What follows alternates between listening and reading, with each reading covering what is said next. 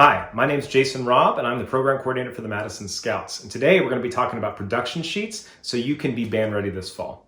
Most band directors will start thinking about getting their drill and their visual design written. We're going to go over production sheets and how you can use them to set up yourself for success so your band has the best start to the season as possible. Come check it out. So the first thing that we'll do is we'll go through on the score. I like to use an iPad, just it's easier for me to send PDFs, and I'll start making annotations on the score. So the things that I'll do is I'll annotate measure numbers and counts, and that just helps me get organized before I take it to the production sheet.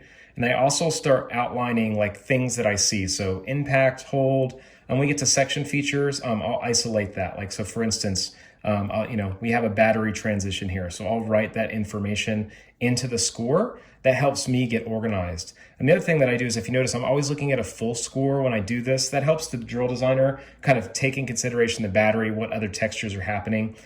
Some drill writers can read scores. Some of them are less musically literate. I think it's important to have as much information for them as possible. So if you see, we've got a woodwind feature. So I'm going to highlight that here in my score. So I try and focus on, measure numbers, counts, and then I can translate this material onto my production document here in a second. So the last step in the process is taking everything we have in our annotated score here and putting it onto our production sheet. So it's going to start really basic. There's a bunch of columns. I have the movement title at the top. And at the very, very far left column, just very basic information. What's the movement about? What are we trying to communicate? And then also, what is the color guard spinning? Like, are they going to be in groups? Or we have white weapons? Are we all on a certain size or shape of flag? I find that information is helpful to the visual designer before they start. And that's the first thing I want them to see are the visual elements. What is the color guard or the auxiliary doing? Second thing, the next columns are going to be letter or measure numbers and then counts for the large phrases. And then we have basically 3 columns that give us information in terms of the music ensemble. We have GE thoughts, what's happening big picture. We have instrumental texture. Where does the winds need to be to ensure that they're in the right place at the right time, or when are they marching or when are they holding?